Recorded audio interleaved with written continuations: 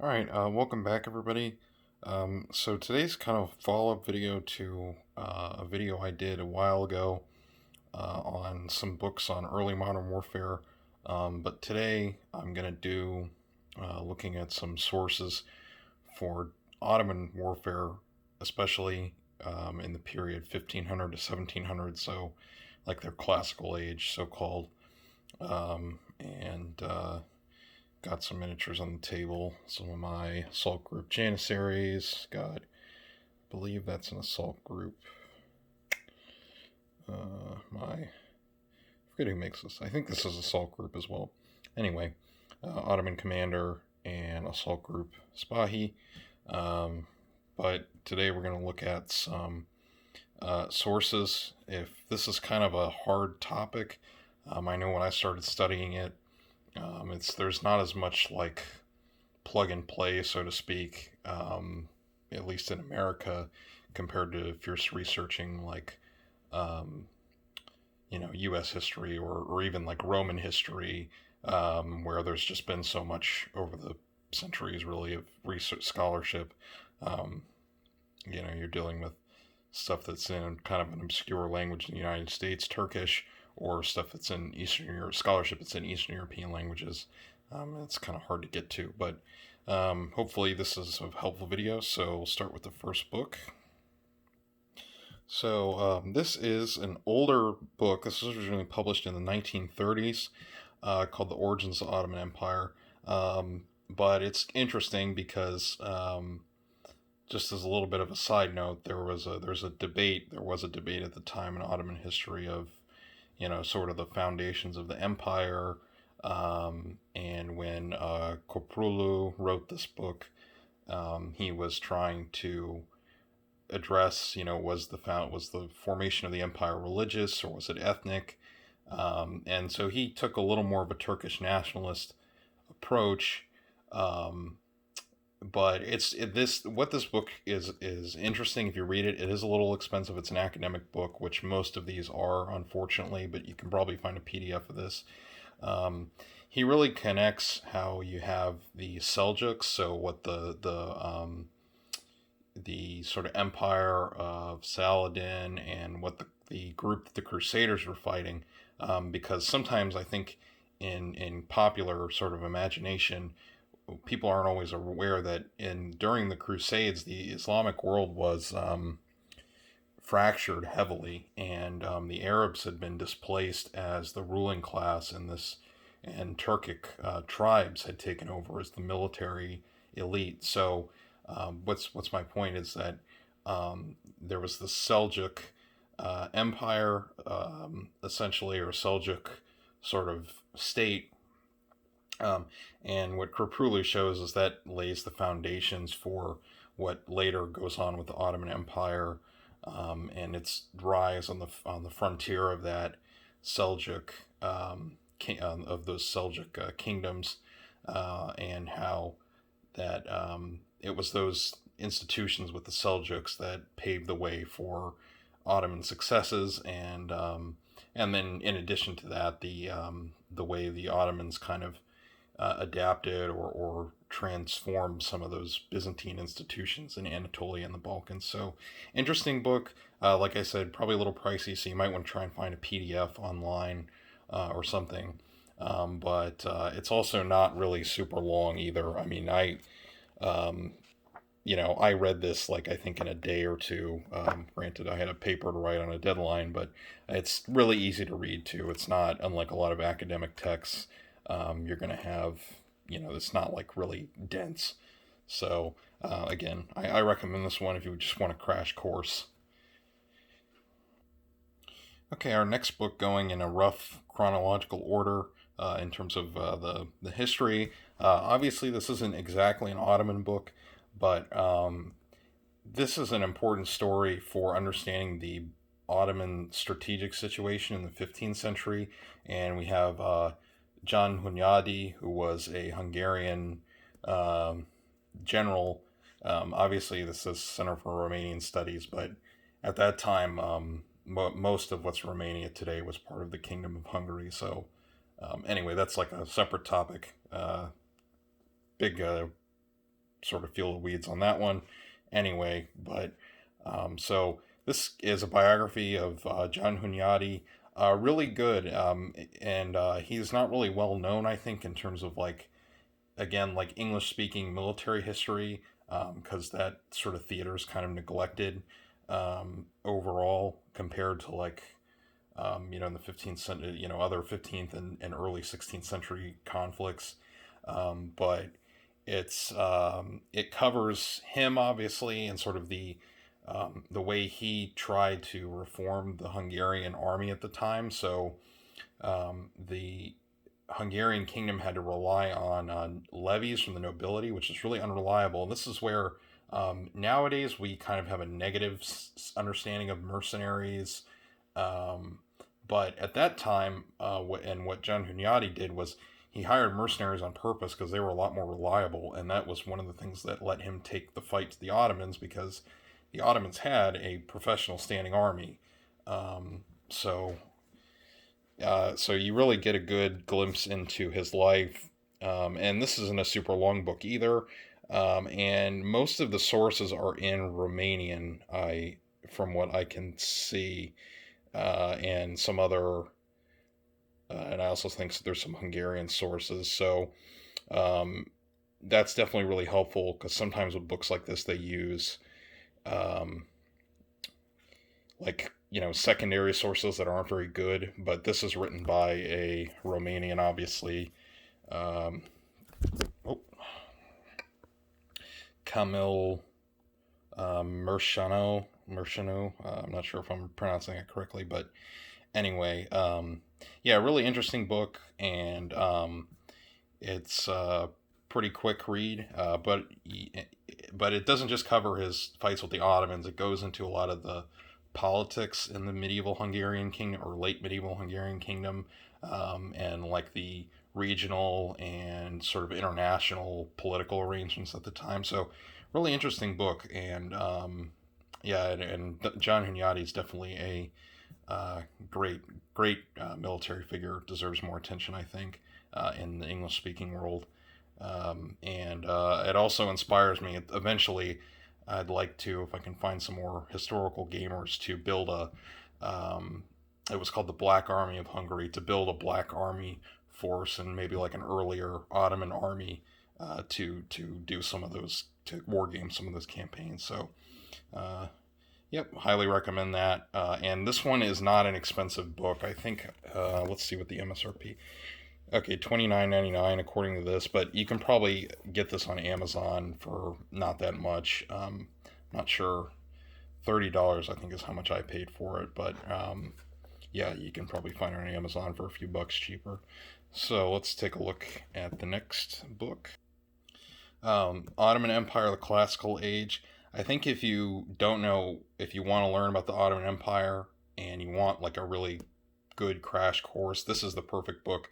Halil Inalcik, he's like one of the most famous Ottomanists, and he's written a lot of really detailed academic stuff. But the great thing about this book is it's really well researched, but it's really easy to read, and pretty good, and it covers a lot of different topics. So you can take a look here real quick at the table of contents. So if you want to pause the video, you can. So we got the rise, and then sort of some information about the state, and it really kind of explains how the Ottoman Empire was, which is true. It was really very different from the Islamic empires that had come before. So you get, it's not a super long book either. But I think what this does, let's see, before the footnotes. So this is like the footnotes and the appendices. So it's 200 pages. The type is a little small, but I think this is a great book for if you want to get into it and you don't know where to go. And this one is like really cheap on Amazon, because this is like a commercially published book. Let's see, I don't see a price on here, but I think this is like an under $20 book, and I'm sure there's PDFs of this online, or you can go on Scribd and find it. Yeah, great book, and again, Halil Inalcik is a great Turkish historian, great Ottomanist. So anything by him is going to be pretty good. But I recommend this one in particular because he's got a lot of because it's really accessible. It doesn't get too bogged down in some of those academic debates like some of these books do. So yeah, again, can't recommend it enough. Next book up, I covered this one in the Books on Early Modern Warfare video, but I think it's worth revisiting because this is another one of those like crash course books. You can find this one. I know for a fact you can find this on archive.org as a PDF if you don't want to get the print book. I just prefer print books myself, but I think this is like $30 because it's a Rutgers press. But this is so if you're looking for like a like in-depth look at every like campaign during this 200-year stretch, it's not going to be in here, but this does go over the broad brush strokes of the Ottoman military during their classical so-called period, and covers anything you'd want out of the military. So you've got the general strategic outlines on the East and the Western Front, the later wars, and you've got, and then you've got some technological stuff, movement, logistics, and all kinds of. Basically, it's a good overview. And now this one is a little more academic, kind of heavy, denser. But I think it's worthwhile, and it's not super long either. So it's like let's see, yeah, 292 pages, so about 200 pages. And Rhodes Murphy's a really good Ottoman military historian. I've read several of his articles, and he also appears in an anthology in 2 articles I discussed in the Early Modern Warfare books video. So if you want to go back to that, I cover some of these topics. There's some overlap with those topics in that video. But yeah, I mean, there's really not much more to say. It's just a really good overview during this period. Okay, next up, we've got Guns for the Sultan by Gabor Agostan. He's a Hungarian Ottomanist, really great. He's got tons of journal articles and stuff that he's published over the years. I think if you're trying to just get into this from a wargaming point of view, this book might be a little too dry.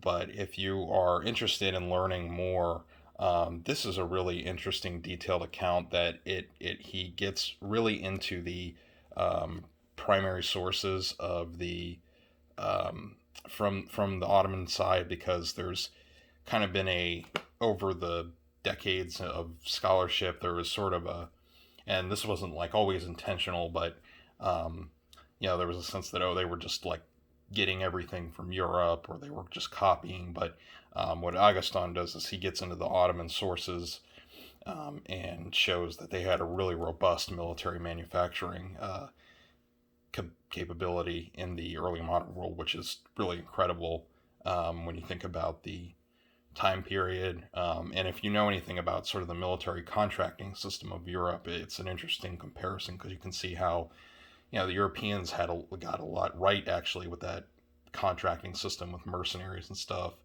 that actually helped them, ironically, with that sort of decentralized system. But it was the Ottomans had a lot of strengths with their way of doing things as well. So like I said, a little more dry, and this is a much more expensive book. I don't know if it has the price on it, but I think this is like a $50 or $60 book, if not more. But again, this is one of those ones that's been out for quite some time.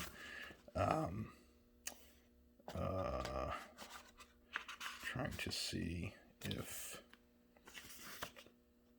2005. So this has been out for 15 years, and you can probably find a PDF of this online. And lastly, but certainly not least, we have Ottoman Wars, like it says, 1700-1870 by Virginia H. Axon. She's another really good Ottoman military historian, but she covers the later period generally, so not just in this book, but like in some of the articles and stuff she's published. So if you want just to like, if you want to, look up some of these authors, if you have access to like JSTOR, or if you can get on, it's called academia.edu. Gabor Augustin covers a lot of like the earlier Ottoman periods, so 16th, 17th century, and Aksan covers the later period, 18th and 19th centuries. So uh, this is kind of characterized as a period of Ottoman stagnation, and that's somewhat rightly deserved. But this covers the empire trying to cope with some of the changes in the West, but also in the East with Russia. So this is a really great overview, very detailed, and you get there's a lot in here. Something that I really enjoyed about this was I had read Orlando years ago. I had read Orlando Figuier's book on the Crimean War, which is really good. But this covers in depth like the Ottoman perspective on the Crimean War, which doesn't always get discussed, since they were sort of like the focal point in a way of the conflict. But it's really interesting, and it gives an overview of basically all the major conflicts. Very lengthy, which is I kind of liked about it, because it's one of the few Ottoman histories out there that covers like all of the that covers a lot of campaigns in some sort of depth. So this is, and she gives, I mean, look at this. I mean, you got between the footnotes and the appendices, you got like a guide to further reading. So, even more than just my video, if you want to pick this book up, there's even more. And so this is a 400, almost 500 page book, and you got great footnotes. Can't recommend this book enough, especially because I think there's a tendency, and again, this is understandable. I'm not trying to, call people out, but it's just, I think, especially in America, Turkey in general, and like the Ottoman Empire, it's kind of obscure because it doesn't really get covered in our education system, but especially in this later period. So if you read this book, this gives a lot more like perspective on that period, and how the empire at this time was kind of it was declining, but they were trying to. You had a lot of sultans trying to pull things together, and they have some successes, and they kind of expand, and then they get pushed back again. So it's an interesting period, and even in among Ottomanists, like the 18th century is not really looked at in great detail all the time. But anyway, it's a really, really great book, and again, really detailed. And I think there's some pictures in it. I think we just flipped past one. Yeah, so there's some pictures in this one, but that's a great it's a great read. So I hope you found this video helpful. If you have any other questions or stuff about this, this is like one of my main areas, is Ottomans and Habsburgs. So, if you want to leave any questions in the comments, I'd be happy to help you. And I will probably do an Ottoman painting video here soon, because I have those great miniatures from El Kraken that were an Ottoman command set, and it had the Janissary Kazan, which is really cool. So I'll probably do some painting stuff on that soon. But like I've been saying in some of the other painting videos, I just, kind of lose motivation to paint historical stuff because I can't really play with it much. And also doing Ottomans, for me at least, at my painting skill level, it's very time consuming and it's a lot of work. So I have to kind of be prepared to sit down and work on it. Whereas, Space Marines or these like Games Workshop dwarves are, I can slap those together in like an hour or something, and it's easy and fun. But anyway, not that painting Ottomans is unfun. It's just more nuanced, I guess. I'm kind of rambling now, but hope you liked it. And again, I'm always happy to help in the comments if you want to learn more. And hope you enjoyed it. And I will talk to you next time.